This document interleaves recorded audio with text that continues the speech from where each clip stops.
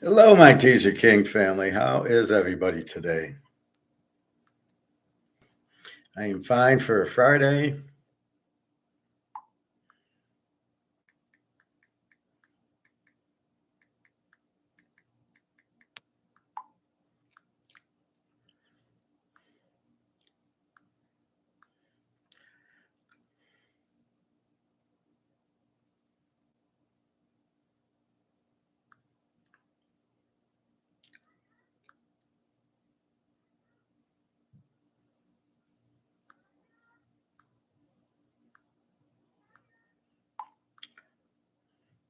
We're going to talk sports here.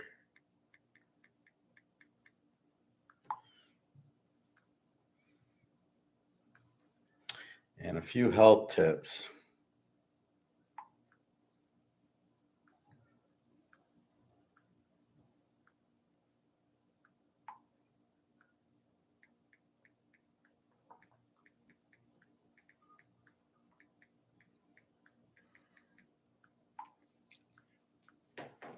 So, I have bought this.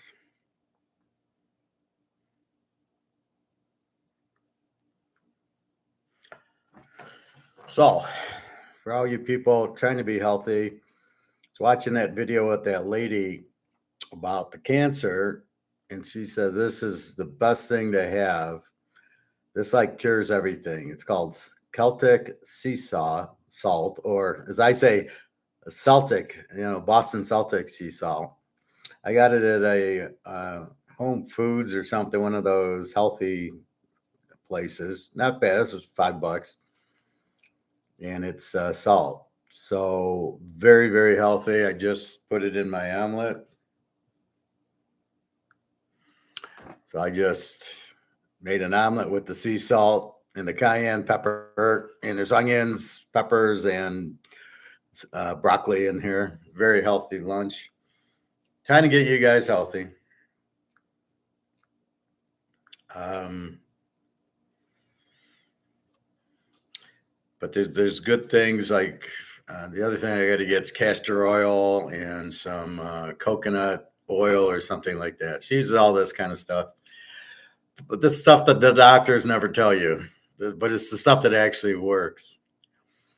All right, let's quickly go to our gold. And at this point, it is at a healthy 25.11. We saw it get into the 24s yesterday and a little today. And, 24.90, that was 24.80, 24.90. And then boom, 10 o'clock, we were expecting the dive down and we didn't get the dive down. We got the hit up. We got up $20. Then a little bit of a tilt around noon, 25.08, then up to 25.17, then a little bit hit back to 25.04. And now we're at 25.10, 25.11. Gold, silver near 30, 29.81. Now we know this is heavily derivative, so we're not expecting yet the $50, $100 an ounce, which we will get. This is buy right now. This we are expecting 3,000 very soon. I will talk about that in my economics one. Mark McGuire had a great show. Definitely, his title was like 60 days, and BRICS comes out with the gold back currency. So it's not even like you asked me the other day or somebody, what percentage will it happen in October? And my answer was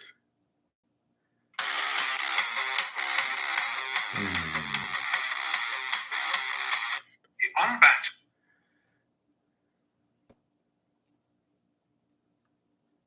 Anyway, so Mark says 60 days to BRICS gold, and then he gets into it. 60-day gold revaluation. We will play this in our economics class, not in this one. So we're testing. This is like, we'll do sports and economics separately, but this is what you get to look forward to in this. Now, let me try my omelet, which has the new Celtic salt and cayenne peppers. Very tasty. Gives it a whole new taste of salt. I didn't like salt because I thought it was causing me gout and my feet problems. So we'll see. But with this salt, I don't eat table salt. You go to the restaurant, bring a bag of this or put it in a little pouch or something. I do that when I go to my barbecue place. I bring my Ken's French dressing because I don't want to eat the very sugary barbecue sauce. But I would do that with this also. Bring this. If you're putting in table salt on something, your potatoes or something, that'll kill you. That's not good for you.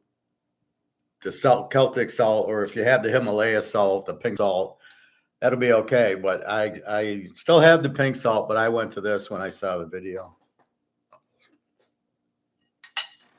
It was like a whole new omelet. And then I got hamburgers I got to make, and then I'll throw the hamburger in the omelet tomorrow. All right. So what are we going to go to first? Let's go to baseball. Baseball. Had a big day yesterday. I didn't get the outcome of the San Diego game. I had San Diego under. And that went over. All right. So I go 1, 2, 3, 4, 5. 5-2 yesterday. We hit the Yankees. We hit Washington over 8.5. We lose St. Louis over 7.5. Amazing I can't get to 7.5 with those pitchers. Oakland under 7.5 is a winner. Pittsburgh, we had Scanes, winner. Baltimore, under, winner. San Diego, under 7. They play an 11. How the hell does Dylan Cease and Luis Severino, a 3.43 and a 3.84, go over an 11-run game? So I was surprised Dylan Cease, I thought, would hold them. But that's the point of the reason of the bet. So let's look at today. And I didn't come on earlier because the first game starts at 6:40, so there was no reason. Yesterday I came on early because there was early games. There was 3 or 4 that were on at 1 o'clock or so. All right. Cincinnati and Pittsburgh, the weekend series. Cincinnati 105, 8.5, which means Pitt's 105, 8.5. Buck Farmer for Cincinnati. He was on the Tigers. All these guys that you were on the Tigers are all over the place. 2-0 with the 2.67, but they never were good on the Tigers. Bailey Falters 6-7 with the 4.02. I can't bet on Buck Farmer. He's not that good. Can Pitt hit? Cincinnati over 8.5. I'm not touching this game. Houston and Baltimore. I got Hunter Brown for Houston, 11-7 with a 3.82 against Cade Povich, 1-6 at the 5.77. There, I'm going to go Houston today. We'll go 2 units. I mean, we don't love Hunter Brown. He's pretty good. I mean, at least he's 11-7. But Cade Povich is 1-6 with the 5.77. I hope Altuve's playing. Colorado and the Yankees. Right off the bat, you'd say, I'm taking the Yankees, except for the fact that the line is minus 300. Like in The Godfather, they don't want any action on the Yankees. Kyle Freeland, 3-5 with a 5.97. Carlos Rodon, who I watched pitch against the Tigers, he sucks. 13-8 with the 4.34. I got to go over 8.5 here. I'll go 3 units. Colorado sucks on the road, but so does Rodon. California and Toronto. Toronto at 225, 8.5. Jack Kowanowitz, 1-3 with a 6.53 for California. Chris Bassett, 9-12 with the 4. I got to go over here. Toronto over 8.5. I'll go 2 units. What's amazing is you look at the picture. So here's a guy, Jack Kowanitz, 1 and 3 with a 6.53, and he'll shut him out. And you're like, how can a guy have a 6.53 and throw a shutout? I mean, either he's much better than 6.53, or what the fuck's going on that he doesn't he shuts out somebody. But that's where I lose is, okay, he'll give up 3 or 4 runs and then he shuts them out, or 1 run, and you're like, or he gives up 3 runs and then the bullpen shuts him out the rest of the game. Like, I don't get it. Arizona and Boston. Boston minus 125, 9.5. Ryan Nelson for Arizona, 8-6 with the 4.35. Brian Bello, 11-5 with the 4.8. And we are going heavy here. Boston in Fenway, over 9.5. We're going to go. I'm going to make this my 5-unit play today. In Boston, 5 units. I got a 4.80 and a 4.35 pitching. And it looks like they pitch a lot. I mean, Nelson's 8-6, Bello's 11-5. So it's not like they're, a new guy or a bullpen guy. So you should get a good 6 innings out of these guys, giving up 5-6 runs a game. Texas and Cleveland. We got Cleveland 135-7. Nathan Eovaldi 8-7 with the 3.76. Tanner Bibby 10-5 with the 3.33. I'm going to go under here. Cleveland under 7. We'll go 2 units. Good pitching, not great, but good pitching. Both are good pitchers with 3-point-something ERAs.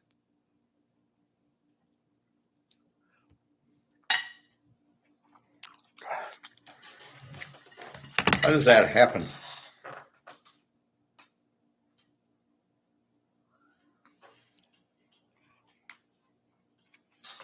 I got to get some.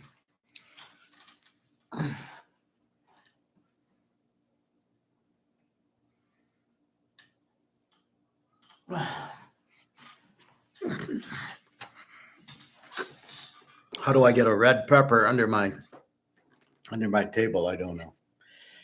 It always hits and bounces 15 feet away from you. A tad too much salt. I got to adjust. I didn't put a lot in, but I put it in the egg and I put it on the veggies, so a little too much. All right. Where are we at? Cleveland under. Cleveland, 2 good pitchers, great bullpen.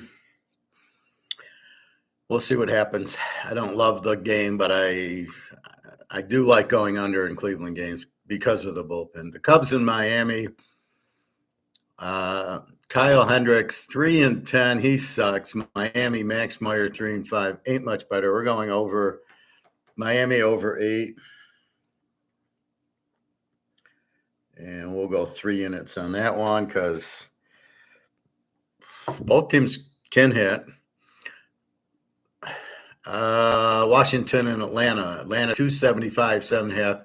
Mackenzie Gore 7-11, 4.66 against Chris Sale. Here we go, Chris Sale. Chris Sale, 5 units. It's an automatic. He's pitching at 2 with the 14-3, 2.62. Boom. Detroit and the White Sox. Detroit 158.5. Kender Montero. I thought he pitched yesterday.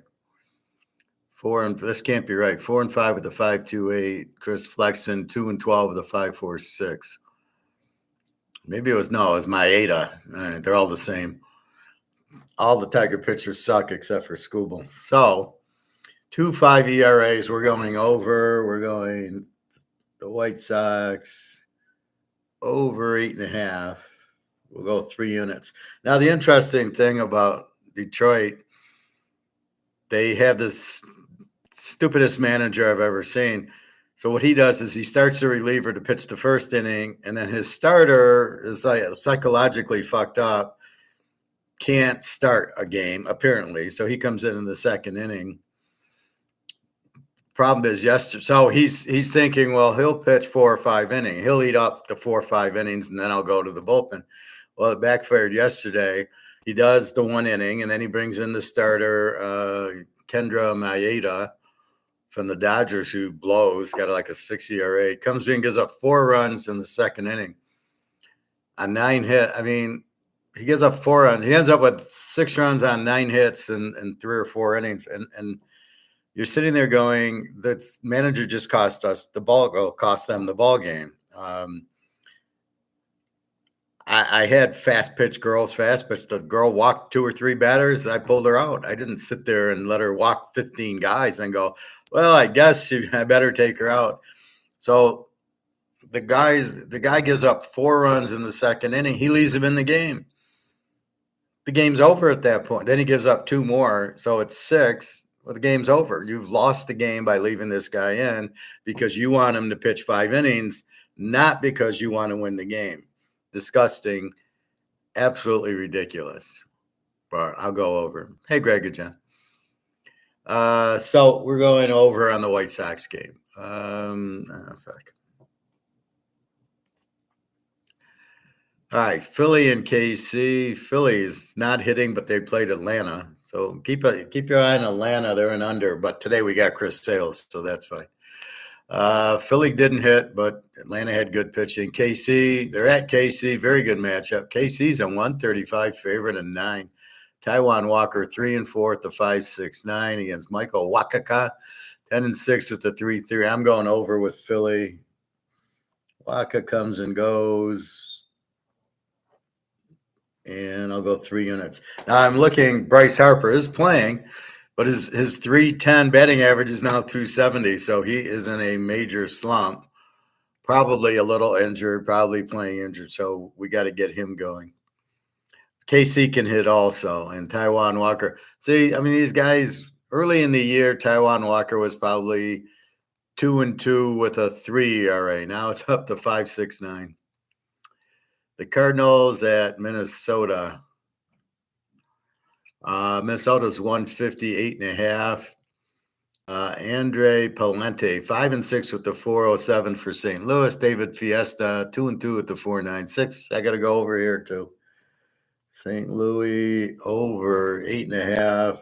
We'll go 3 units. Minnesota hits pretty well.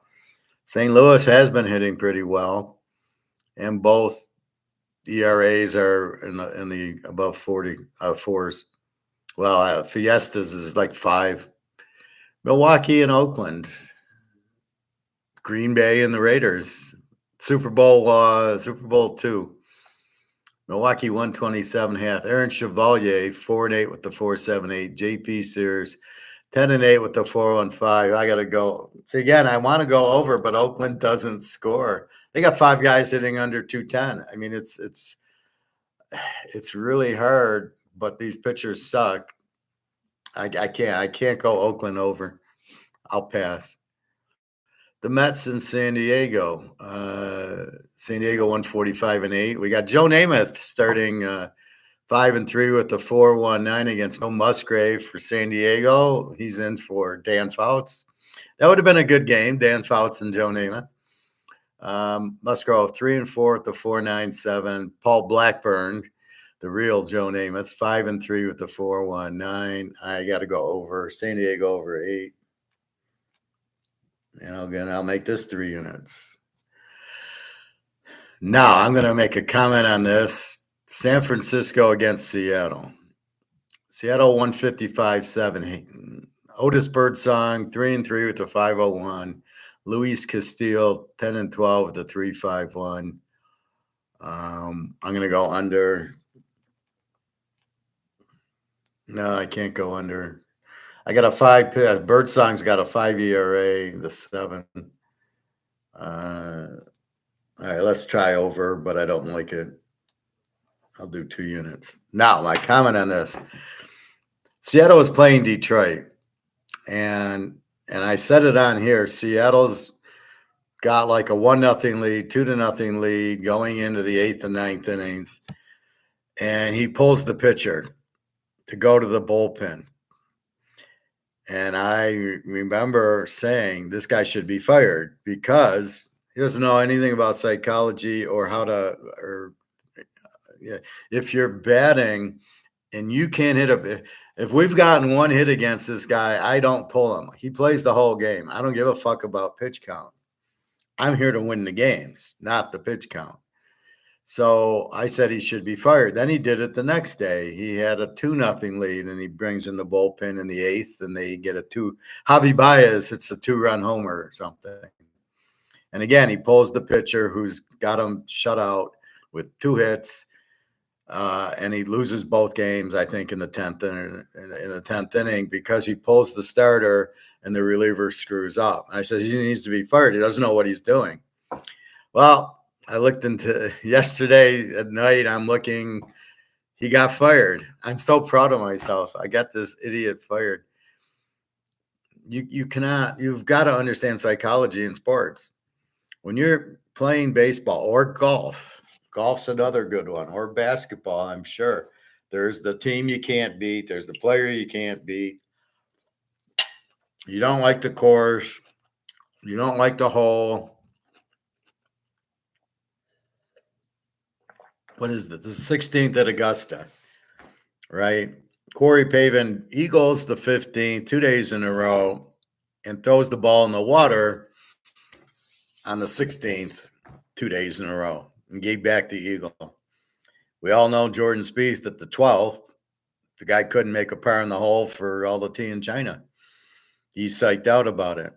So when you get into baseball, you can't hit the pitcher. You don't bail out the other team by putting in a reliever. You keep the pitcher out there because they can't hit him, and it's psychological. They know they can't hit him. I know there was pitchers I couldn't hit, and when they brought in the reliever, I was happy as hell, going, "Oh my God, why would they do that?" If you got a guy that they can't hit, that's it. You don't fuck around. You just leave him in there and you let him throw a no-hitter or one-hitter, two-hitter. They would have won first game 1-0, second game 2-0. But no, he lost the games by bringing in the reliever. And it shows he doesn't know how to manage. So I'm glad they fired him. He deserved to be fired. This whole analytics thing is just bullshit. Oh my God, he's going 3 times through the lineup. He can't do that. It fucking doesn't matter. If you no hit him the first 2 times through the lineup, you're probably going to no hit him the 3rd time through the lineup. Same thing in basketball. You can't guard somebody. Jordan couldn't do anything against the Pistons. Isaiah and Rodman, Lambert just bottled them up. Here come the Pistons. He had Scottie Pippen was so nervous he kept getting migraines, couldn't even play. So you never do that. So I'm glad he got fired. He didn't deserve to coach because he didn't know what he was doing. All right, last game, Tampa and the Dodgers.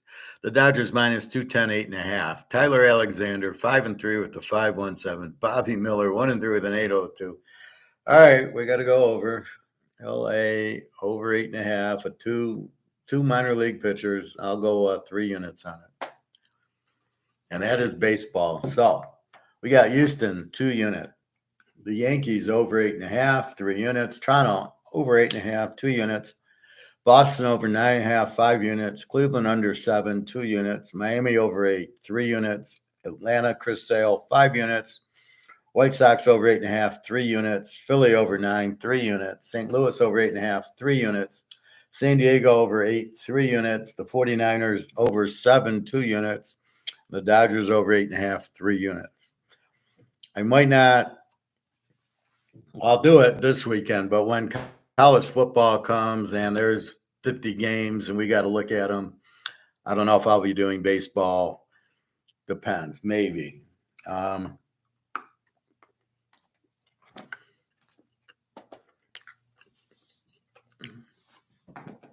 We'll see what else. So that's baseball. Let's look at, we got college football. We got 2 games tomorrow.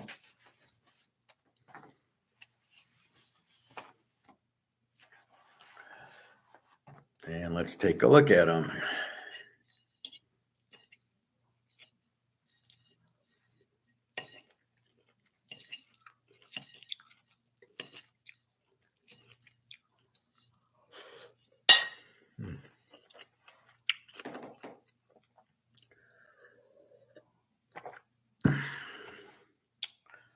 College football, I go to covers.com.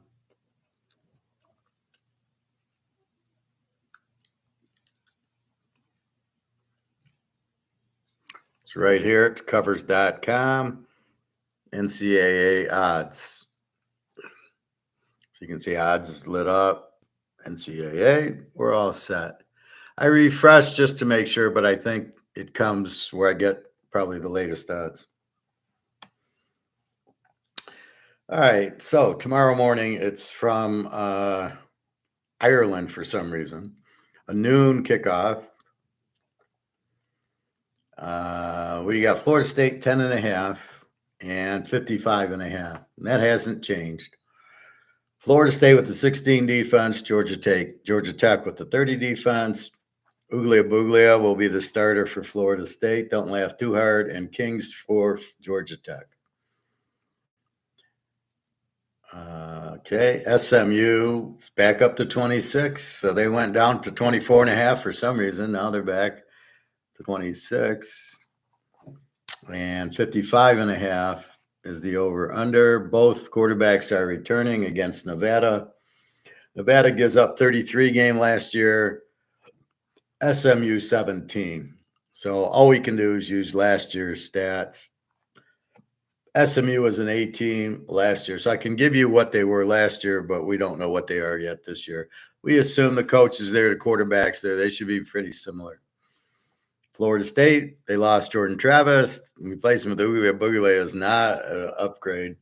Georgia Tech with Kings, good coach, 30 defense. I would expect it to get better, but we'll see. All right. Then we go to the 29th. So we got Minnesota 2.5, 50.5 to North Carolina. Both teams have new quarterbacks. Both defenses are 27s. Jacksonville State, Coastal Carolina. Jacksonville State 2.5, 56.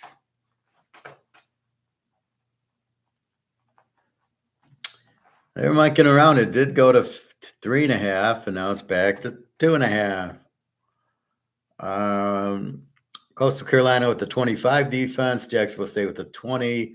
Coastal Carolina with a returning quarterback, and Jacksonville State with a new one. Again, this is Rich Rodriguez, new coach at West Virginia. Runs that stupid 2-5-2 defense or whatever, 3-5-3. Yeah, it really works well. That's the 29th, and I'll go through the 30th.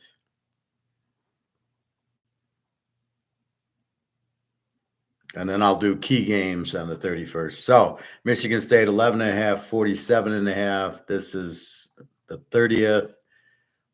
Florida Atlantic a 25 defense. Michigan State a 22. Both teams have new transfer quarterbacks. Basically, Michigan State's got the Oregon State coach who's very good, and the Oregon State quarterback who backed up Uglia Buglia. Childs, he was a freshman last year. One of these, he can throw, maybe like Jefferson on Arkansas, who's now on UCF, something like that. Oklahoma 42.5 and 59.5 to Temple. Oklahoma 22 defense, Temple 36. Oklahoma loses Gabriel, has this new guy who's never played before. Temple is a new one who's very weak. They lost Kurt Warner's kid, went to, I think, Rice. Wisconsin 24, 56.5 to Western Michigan. They got new quarterback Tyler Van Dyke, my guy from Miami. Western gets a new transfer. Western's defense last year's a 32. Wisconsin, as you would expect, is a 19 with that coach, Fickle. Fickle's a defensive coach. So Wisconsin will, they'll be about 14, their defense. And last game of that day is TCU 8.5, 61.5. That jumped. It was 8, 7.5, up to 8. Now it's 8.5. Both quarterbacks are returning, but Stanford stinks. Stanford has a 37 defense, TCU with a 27. Look for TCU to reload this year. They got to the championship game. and they sucked last year. And same quarterback, Hoover. Stanford's a Z team. I don't know why people like draft their quarterbacks. They're not very good. So they were a Z last year, and TCU should be an over. I'm sure they'll get their defense a little bit better and get Hoover better. Stanford's just terrible. Yes, college football starts tomorrow. So that takes us through the 29th and 30th the following week. And now let's just look at the bigger games. Georgia, 13.5 and 49 to Clemson. Georgia with the 16 defense. Clemson with the 20. Beck's back for Georgia. He's very good. And Clemson, Kubiak's okay. I don't think he's that good. The game's in Atlanta in the Mercedes Dome. I guess it's that. Still call it that. So 20 defense and a 16 defense. But Georgia is pissed. They didn't win the title, so is Ohio State's really, really pissed. Utah's pissed because of Cam Rising, and then Oregon's pissed. But they only have their coach to blame because he fucked the Washington game. They should have won the first Washington game. All right, I'm just going to go through the bigger games, which means I'm not going to talk about Pitt and Kent State. All right, Penn State, West Virginia. This game's down to 9. Penn State, 51.5. This was 10.5. 28 defense, West Virginia, Penn State, 11. Both quarterbacks are back, and they're very good. And this is a revenge game. Penn State beat them pretty good in Penn State. West Virginia gets them back. This should be a good ball game. Let's see. Florida and Miami. Miami, 2.5, 54. Really hasn't moved. Miami with the 22 defense. Florida, 27.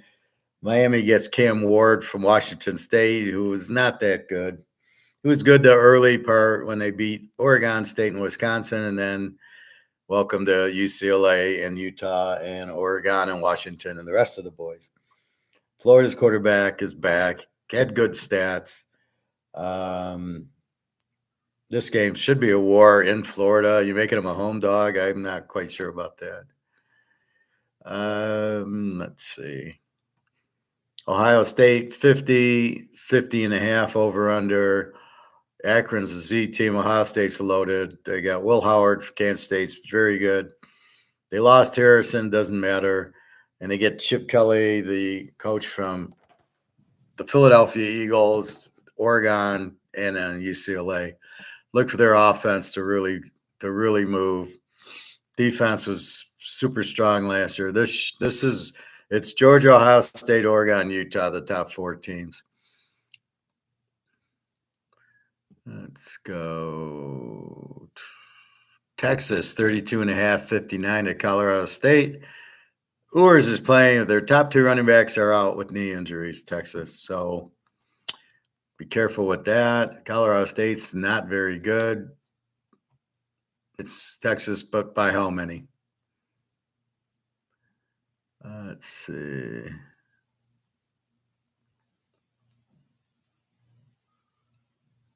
Houston, 1.5, 54.5 to Vegas. Houston sucked last year. They get the new coach, and he should be very good. Willie Fritz from Tulane. They were undefeated last year.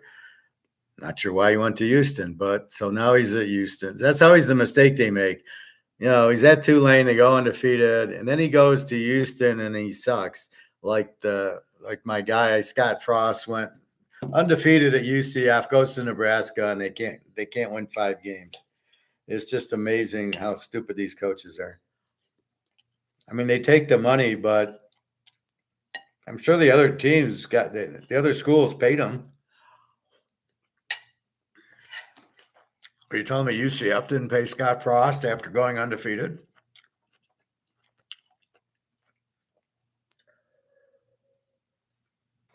But Scott Frost and his claim to fame is trying to make Joe Burrow a safety.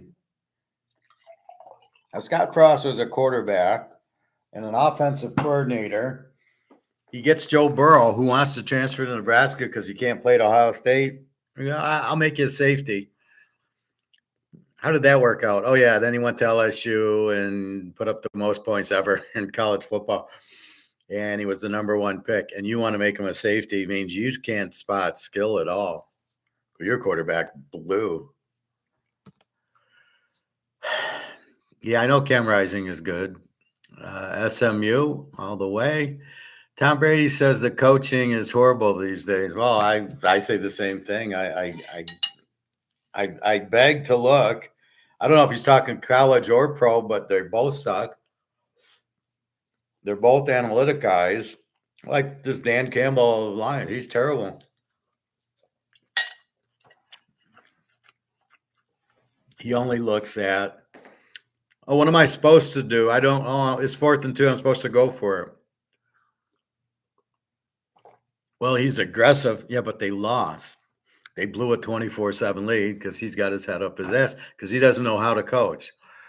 And that's the thing. And people, yeah, but he was aggressive. One guy told me, well, where would they wouldn't have been there without him. I'm like, they had the easiest schedule in the world. That's why they were there. It had nothing to do with that guy.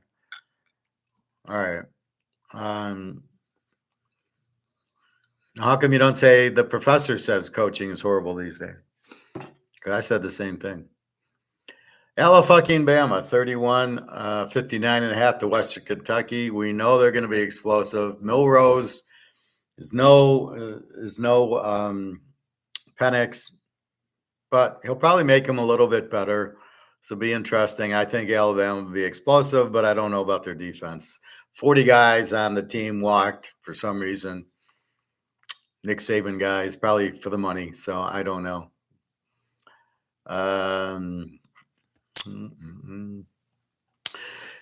Michigan, 21 and a half, 46 to Fresno State. I have dire concerns that they're going to win the game. Mikey Keene's outstanding quarterback. They have a very good coach, Fresno State.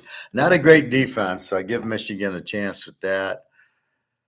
Michigan's got a new coach who's never coached before. He coached against Penn State and he cried. Oh, yeah, this is the guy I want to coach my team. Could you imagine Vince Lombardi crying? He had cancer. He didn't cry. Don Shula, Bill Parcells crying. Come on. So I don't know. I think the number's a little high, but Fresno State can get them for sure. All right. A&M, 2.5, 3 to Notre Dame, 46.5. Notre Dame, I don't like Riley Leonard. He's nowhere near Hartman. They lost the running back and Hartman last year. Their defense was very good. They lost their offensive coordinator, and they're happy they did. A&M, I think they got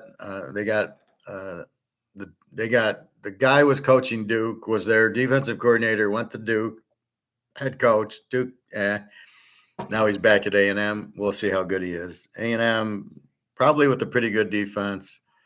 Notre Dame probably a pretty good defense, and I don't know how much offense. UCLA 13, 55.5 to Hawaii. UCLA, Chip Kelly runs to be the offensive coordinator of Ohio State, which means if they lose to Michigan this year, Chip Kelly will be the head coach next year. So he went to be the head coach. The defensive coordinator ran to USC, so it's a whole new coaching for UCLA. We just got to see what they look. Hawaii will do the same. They'll throw the ball 60 times a game, and maybe against UCLA, maybe they score 20 points. We'll see.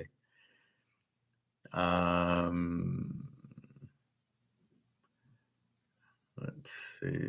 Arizona, 30.5, 31, 54.5 to New Mexico. Love Mafita, the quarterback from Arizona. They got the receiver. Their coach went to Washington. So we'll see. New Mexico's a Z team, but Fafita should put up 1,000 yards. LSU, Bobby, LSU 4.5 and 63 to USC. I mean, this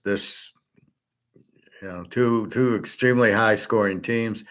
USC, I don't know who their quarterback, probably the guy from Vegas who's pretty good. And LSU, I like Niedermeyer. He's good for LSU, but it's Brian Kelly. He'll have a good offense. Question is their defense. And USC's got the UCLA defensive coordinator, but if you don't have talent, I don't think it matters. So I don't think you'll see a punt in this game. And that's the big games on the Saturday. You can either join class to get the picks, or you can just sign up on www.teaserking.com where the picks are posted. I posted everything. Tomorrow's game and then the next week's. There's 5 teasers, I believe.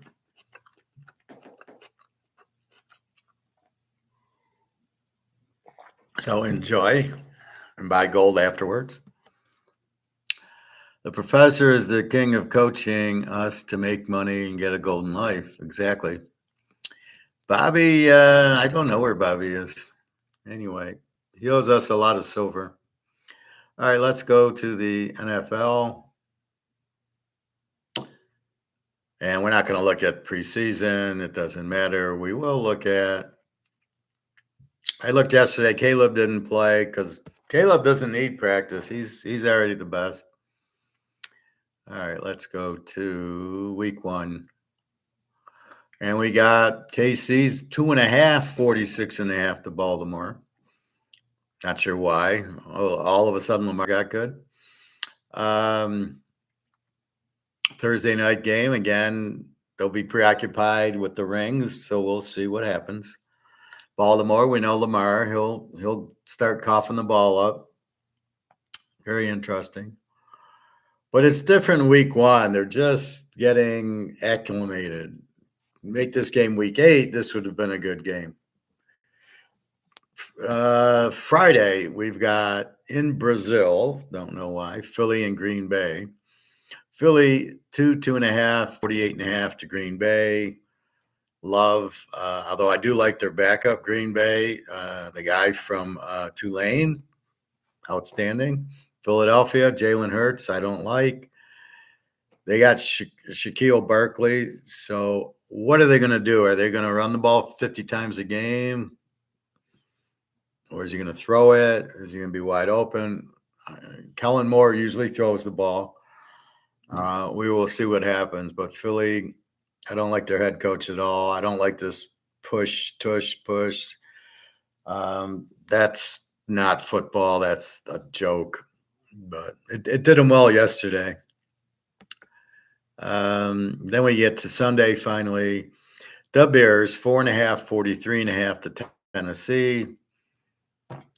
You know, Caleb is not all that. So we'll see. The defense could be better.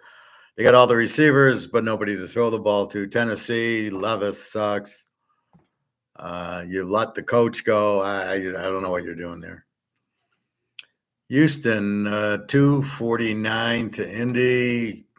I looked at the thing. Indy, Richardson had scored on the first drive. And then I see it's 7-7. And I see, he threw a pick 6 on the next drive.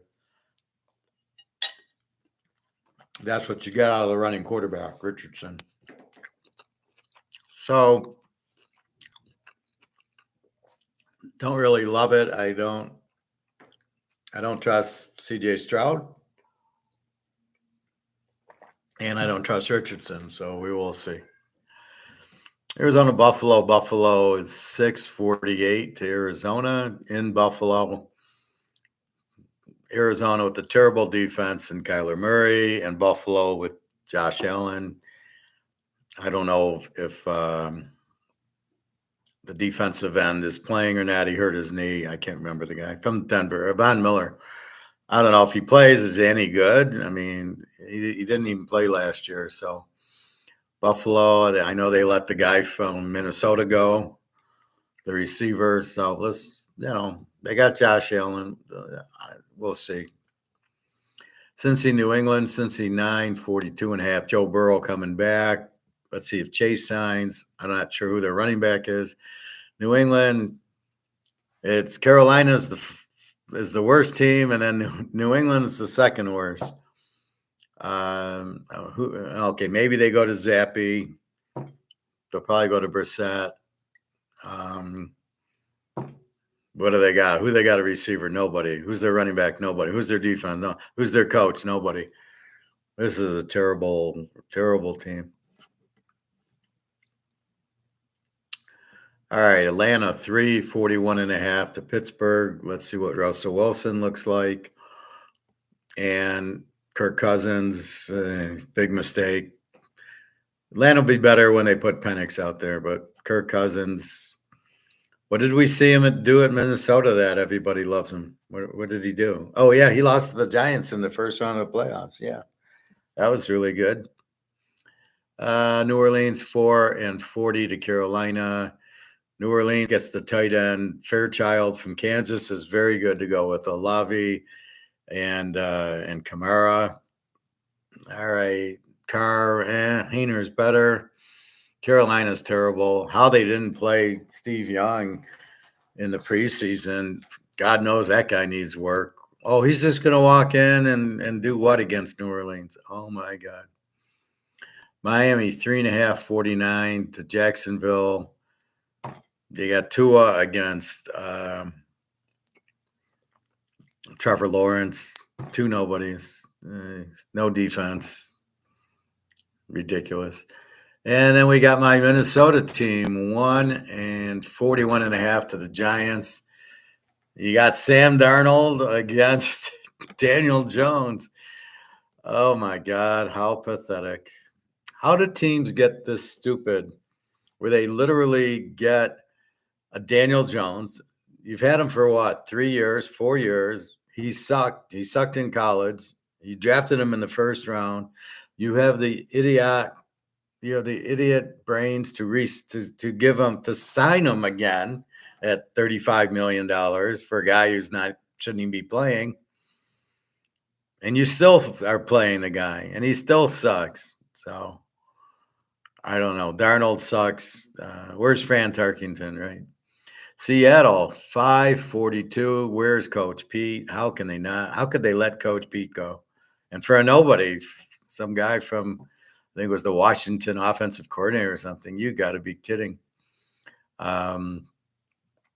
Very, very disappointing to let Coach Pete go. He won a Super Bowl for you. You let the guy go, really. Oh, and like his coaching went downhill. Okay. Denver starts Bo Nix and Esteen from Notre Dame, the running back. Look for Sean Payton to really have a good year this year. San Diego and Oakland. San Diego, 3.5, 42.5. May I ask, why are they favored? That doesn't make sense. Brock Bowers, best player on the field. Rookie of the year by a mile. 3.5. What are you going to do? 42. Strong defense on both sides. No offense from San Diego. Oakland, a little bit. So, Dallas, Cleveland, 243. This should be a defensive struggle. Also, no quarterback. If it's Watson against Prescott, this will be 0-0 in the fourth quarter. Thompson Robinson's a little better in Dallas. They should start Cooper Rush. I don't know why they're doing Trey Lance. He's proven he sucks. So I don't really get that. Well, he sucked on San Francisco. Let's try him here. I'm sure he'll do better for us. Oh, okay. I love that. I mean, you see the guy, he can't quarterback. Why do you take him? Somehow he'll be a good quarterback because you know better than the other coach? I mean, come on. Tampa Bay, 341.5 to Washington. Jalen Daniels is the starter. The Baker is the starter over my man Trask. Better defense for Tampa. Washington, we're still in the dark trying to figure out what they are. Detroit, 3.5, 51 to the Rams. Stafford against Goff. Cooper Kupp and Pukanuka against McLeod. Detroit can mix it up a little, but they only play one half. They don't play two. They have no defense. Look for you guys who like betting these little props. Look for Stafford to throw for 300 yards. And our last game, Frisco 444 to the Jets. Um, well, we haven't, we'll see Frisco at full strength. The question is how their defense is going to be. Should still be good. The Jets, we know, have a great defense, and Saleh is a very strong defensive coach. Aaron Rodgers plays. Jets can beat anybody. So let's hope he plays the whole game.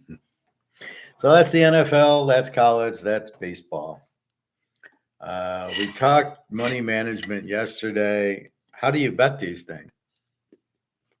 And really, you just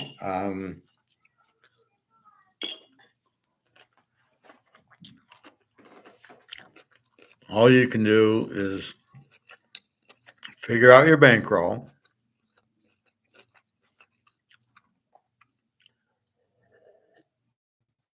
Your bankroll is what you can afford to lose and still, not get thrown out of the house by the wife or the girlfriend.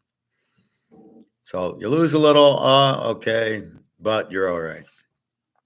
And then you take it. So let's say it's $5,000. Then you bet maybe $50 a game on my regular games, and on my locks, you might go $100 a game. In the beginning, you're building your bankroll. Try to get it to 7,500. Try to get it to 10,000. Try to get it to 15,000. And as we're building, we're increasing the size of the bet. If we start losing, we go down. If it goes from 5 to 4, we decrease the bet. We don't fuck with the streaks. We believe in the streaks, and we're going to minimize the loss on the losing streaks and maximize the gain on the winning streaks. And I get very hot, as you know. So that's really the key there. Figuring out what you can afford to lose and figuring out the amount. So I want you to bet differently. I want you to bet a normal amount on the normal game, but I want you to bet more on the lock, because the lock, the thought is this game has a more realistic probability of winning. So the regular game, all right, it's 75% we're going to win, but the lock's like 95% we're going to win. And so that's, I did that with Chris Sale last time. It was the lock, or, I kind of do it in baseball a little, just monkeying around. But like tonight, Chris Sale's the best bet at 5 units. Now, I'm very confident he'll win. He's playing against the pitcher who's not very good. Okay. So I want to bet more on Chris Sale. This in football, it's 110 to win 100 on a teaser. If we can find a 3-team teaser, which I can find in my sleep, we actually, I think, I don't know what the new odds are, but we should get like 110. So you bet 100 to win 110, but we got to win 3 games, which are no sweat at all for me. And then you just keep building. Okay, we won, now we build. Now we won, now we build. And you're trying to build the bankroll. That's why we're betting football. We know we can do it. We've done it every year since the 70s. And we know what to look for. We got the variables down, and we're fully capable of the changing variables. I had this talk in my economics class yesterday night here, and Luke's friend has $4 million in his 401k. And so the discussion is, Luke's friend has more confidence in the dollar and the paper surviving than he does in the gold. And my comeback was, but the gold we know is going to survive, and the dollar we know is going out, because they're printing them out, and because of BRICS and the debt and all these reasons. So the variables change. So were you more comfortable? I'm more comfortable in gold than the dollar. So I'm in gold. And I have 5 reasons to back it up, not just because, but because of X, Y, and Z. And so that's what you do in football. We get more comfortable Aaron Rodgers is playing now with the Jets. I'm a lot more comfortable with the Jets as an underdog with Aaron Rodgers and that defense. That's my point. That's what I'm looking for. The team plays better with Aaron Rodgers. If the defense knows Aaron Rodgers is out there, Joe Montana's out there, get me one more stop, I'll win the game for you. And the defense is in a frenzy and stops them. And then Montana takes them down and wins the Super Bowl, or, or Brady or somebody. And with Rodgers playing, you got a much better defense also. And when he's not playing, the defense gives up. Even if you get the ball back, what's Zach Wilson going to do? They're going to be saying that with Caleb, and they're going to be saying that with Drake May going, what is this guy doing on the team? What's Kirk Cousins doing? I'm sure, Minnesota was really sad to see him leave. Problem is they got Darnold instead, or J.J. McCarthy, another winner. He looks good against the fourth string. So you got to keep that in mind. It's very critical how you bet the games. Get a 110 to win 100, and then look for 3-team teasers. Now in class, we can discuss 5-team teaser or 7-team teaser, whatever you want. The best way to make money, the trap game.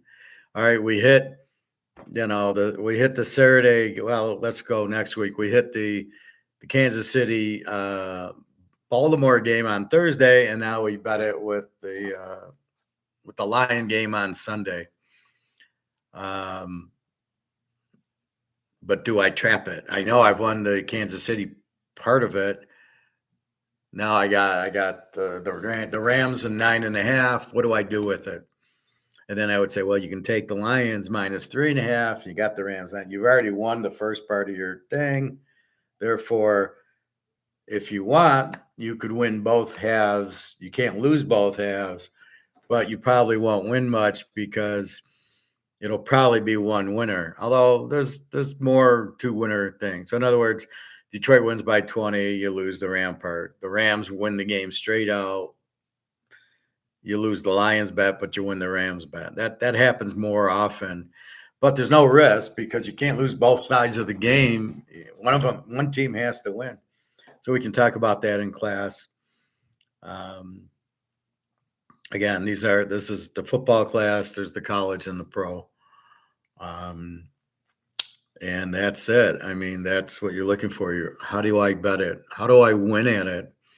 This is the thing that go ask your financial advisor who sells you a real estate trust or a mutual fund. Ask them, how do I win at it? How do I make money at it? And you won't get an answer. He doesn't know. Well, the stocks just go up no matter what, even if there's inflation, even if gold goes through the roof. So no matter what, I should just stay in these. You think they're going to tell you when to leave, when to sell? No. The only time they want to do that is if they want you to get commission when you sell what you're in and then buy the new stuff. It's only for commissions, right? And I'm here to make you money. I'm not here for commissions. I don't get commission. You win, great. That's what I want you to do. That's all yours. You just give me a finder's fee for giving you the games to bet on that will win. I think that's it. So I think we got college football. Take notes of the box score. I'll do that anyway. We're trying to get the new identities of the team. So when I give you, Syracuse and Ohio, Syracuse was a 24 last year, Ohio a 15 defense. That's last year's. Let them play each other. Then let's see where they're at. And my guess is Ohio will still be a good defensive team. Syracuse, I don't know, new coach. But that's what we want to see. We want to see is how do you bet these teams? Are they A teams or Z teams? Are they overs or are they unders? And you don't know yet. That's what we're finding out. And especially with this whole transfer bullshit, you really don't know. Now we know Ugly Boogly enough, losing money with him at Clemson and losing money with him last year. to not touch him, to know he sucks. So we already know he sucks. It's how's Tyler Van Dyke going to do at Wisconsin? He should be great, but we'll see. And Riley Leonard at Notre Dame, he's not very good, but we'll see. And that's the whole key to it, is you're looking to see what they can do. It's funny, you hear them about Hartman. Well, he lost some games at Notre Dame, but we're not hearing that about Caleb, who lost the same game to Notre Dame and to UCLA and to Oregon and Washington and Utah. But why aren't we hearing Caleb didn't win any games? Caleb's the number one. He's great. But Hartman, no. He lost that Ohio State game at Notre Dame. He's no good. It's so two-faced. These people are out of their fucking minds. They are just incredibly stupid. The press, the media, you got to ignore it. You guys will come up with these strange games because you're listening to 95-year-old Lee Corsover or Herb Kirkstreet.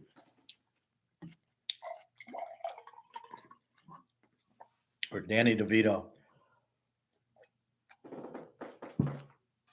And you've got to determine it. Just like when I tell you about gold and stocks, and this is the stoic part. You've got to know what you're doing. You've got to understand it, know all the variables, make your pick, and then nobody can talk you off of it.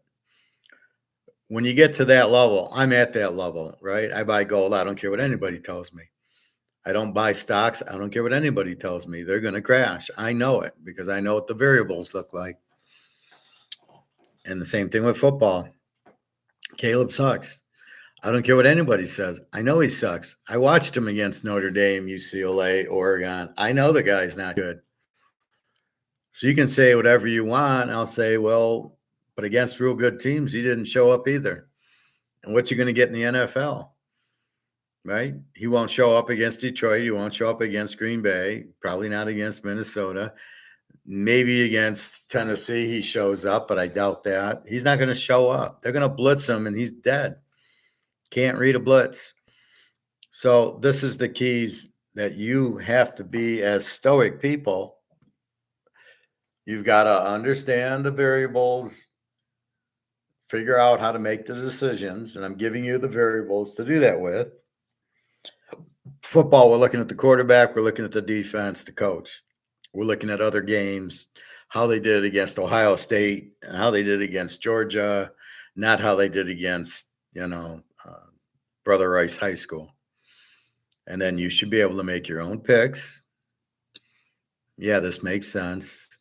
I mean, you're going to need time. I've been doing this since the 70s, so I had to learn it. It's funny. I was working and I kind of figured it out. And the guy's like, you just found the Holy Grail. And I go, yeah, well, I think I just did. I think I figured out the Holy Grail. I was trying to do my trend analysis, and I was trying to figure it out. And I finally, home favorite, home dog, road favorite, road dog. And I said, okay. But I'm smart enough to realize it doesn't work anymore with all these changes. It works for KC. It'll work for Cincinnati a little this year. Buffalo. Baltimore, teams where the coach and quarterback have been there a few years. But like San Diego won't. Harbaugh's there. And Miami, it'll work a year, but that's it. And, Philadelphia, Pittsburgh, no, they got Russell Wilson. So that's what you're trying to do. You're trying to understand it. You don't want to bet anything blindly. You don't want to play stocks because you hear somebody. The biggest problem I have is somebody hears something and they want to run and do it. Or the guy with the $4 million in his 401k saying, I got $4 million. Why would I sell it? Because the dollar's going out. But you don't understand the variable change. You don't understand gold's the place to be. And as Mark McGuire, as you're going to watch in the second video, the one on economics, is saying you got 60 days. You don't even have, you got 40 some training sessions. You got 60 days. And in 60 days, you're fucked. If you don't have gold, you're fucked, and you're not going to find it. And that was my biggest thing. Like Luke says, well, the guy's got $4 million. He'll be able to change, he'll buy gold with that. And I go, if there's any gold to buy, gold's at 15,000 an ounce. That means everybody's bought it. Do you really think you're going to what? You're going to go to SD Bullion, or I'm going to walk into my store and there's going to be gold sitting there? There's not going to be any gold. What happened now, see, this is where the whole Titanic thing, you've hit the iceberg, the water's coming in, and the boat sinks. Has changed, from just you're on the boat. And so the variables have all changed. The boat's sailing along, and then it hits the iceberg, and the water comes in and sinks. Well, that's different from the rest of the voyage when the boat's just traveling there. And it's the same thing. So you got your money in the stocks, and it's 401k, and it's worth $4 million until the boat hits the iceberg, which it has. It's called the $36 trillion debt. It's called BRICS. It's called whatever you want it to be called. It's called the major inflation we're going through. So the inflation makes the dollars worthless. So I got 4 million monopoly money. Do I really have 4 million good dollars? No, you have monopoly money. And since I have that changes the scope. The variables have changed. And that's what you really have to understand is the variables changing and the cause and effect. So if you have the dollar and it's not backed by gold, and then you have this huge debt and you have heavy inflation, the dollar's not worth anything anymore, which then makes you run to buy gold. And that's what I did. As soon as I saw all this money printing, I said, I can't go to the euro or the Swiss franc or anything. I'm going to jump off. And the only option I have is gold and silver because I know you can't inflate those. So you really have two options. You either buy Rolex watches and mantle cards or you buy gold and silver. And you still want to buy gold and silver, even if you buy Rolexes and mantle cards. But if you just keep your money in dollars, you're kissing it goodbye. It's worthless. But most people don't get that part of the equation.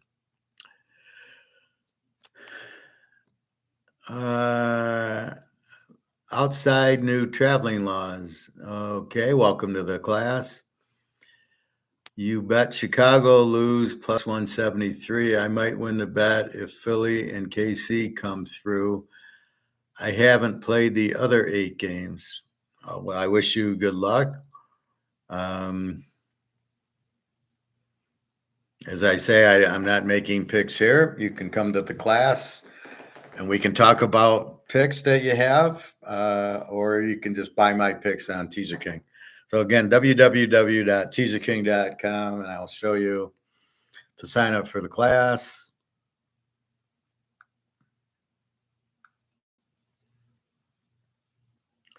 So you just go to teaserking.com and go to purchase picks, and in purchase picks, you can either sign up for the picks for the week or for the month or for the year or go to the class. So class will be just like this. And there you go. Pro picks, $25, college, 25. So 50 for the week, or you can just buy my picks here for the week, 75 college or 100 for everything. So that would be the best way. If you want to bring that kind of stuff up, I can answer it for you. Can't do it here. No pickies. Our Canadian friend emails me, hey, can I have a free pick? You can, but go to class. Go to the class, you get my picks, but that's it. No more free, I'm giving you gold. Buy gold. That's your free pick. That make you buy a Rolex, buy a mantle card. That's your free picks. But I do wish you luck outside new traveling laws.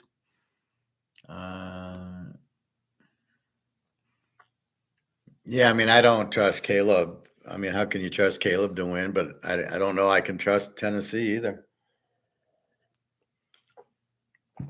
So we will see. Anyway, I don't know why there's this game in Ireland tomorrow. Georgia Tech, Florida State. What does that have to do with Ireland? At least when Notre Dame went there, it made sense. And then what is this Friday night game? Green Bay against Philly in Brazil. I was in Germany when one of these games was going on. I was in Berlin with Jenna, and it was a Saturday night, and the game was on.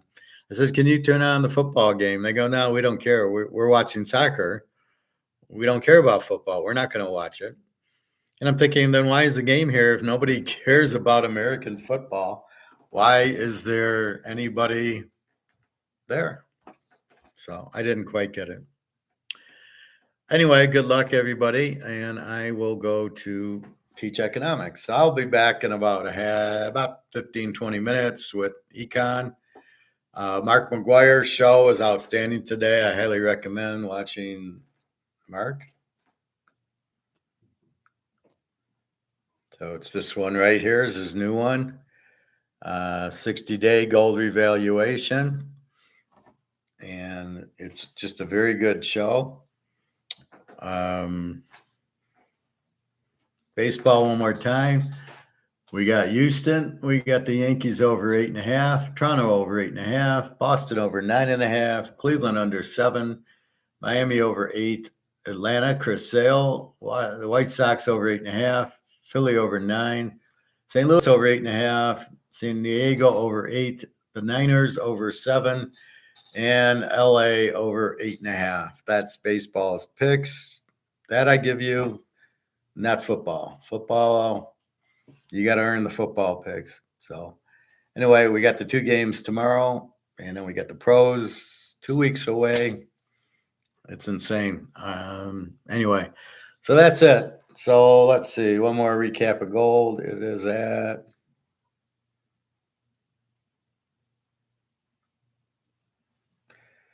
it's 25.11.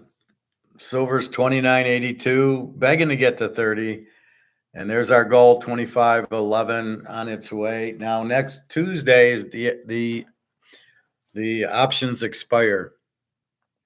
And of course, the US is underwater in their options. And the expire means if they want it to come down, but the options expire, they lose. That's what an option is. You sell Coca-Cola at 100 and you got to buy it at 80.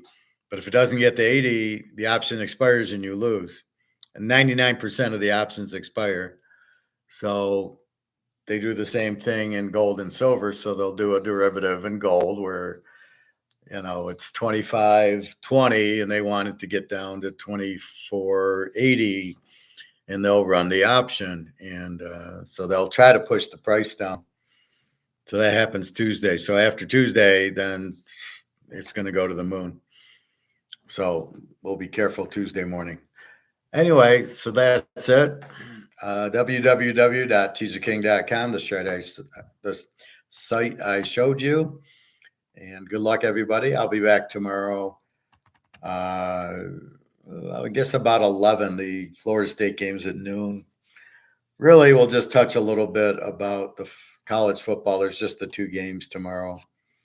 And I